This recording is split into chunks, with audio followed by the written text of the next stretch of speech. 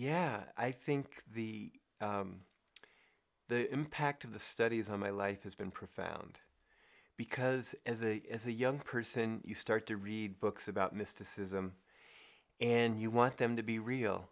And so you hope for those states, you wish for those states, you get a glimpse into those states through the use of mushrooms and whatever.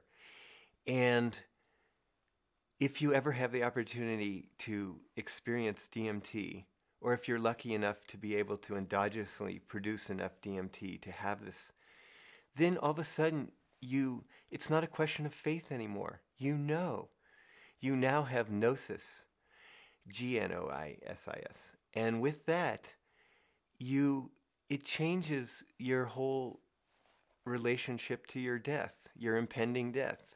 Believe it or not, you're going to die. And now, with this tool of having crossed over already, some of the fear around that will disappear. And so some of the stuff that creates the stresses in our life, that we have to become something, you have had a becoming. And so with that becoming, you can, I think, bring this light into the world. And, it pointed out to me that no matter how spiritual I thought I was, about how fraudulent a lot of that was, and how not real that was. And which is what you need, a good kick in the butt. And that can have some very powerful influences. So I ended up studying Torah with some elders and got to help an old friend of mine die, and that was like really beautiful. And so I got involved in our community-wide burial society, the Hebra Kadisha, and I've been kind of called in my life to, when people like find out they're dying or whatever, it's like weird, but somehow like they fall in my path. And so I'm able to give them some of what I've learned about what it is over there.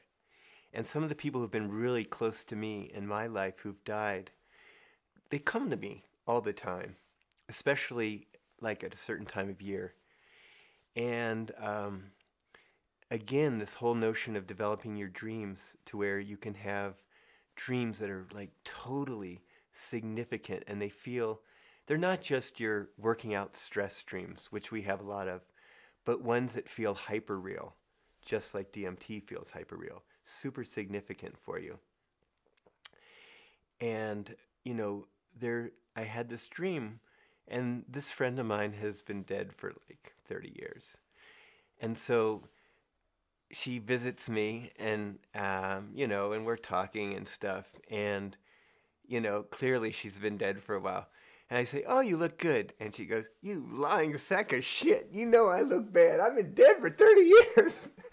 And it was so astounding and so, cut to the quick through my bullshit that it's really cool. It's like I think people assume that we're alive and then we're dead because we have such a materialistic world that we have no, we hide our people that die. Everything that's not pretty is not available for sight.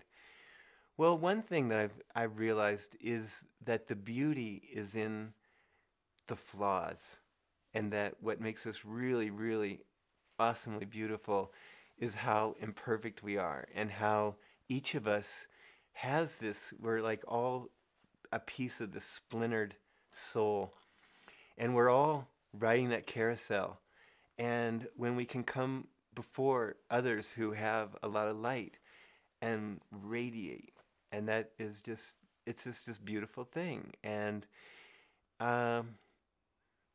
yeah, it's not so much about who I am and what I do. It's about being a part of this radiation and being able to bring that light here, right where we need it in the Kali Yuga, the darkest of times that we live in.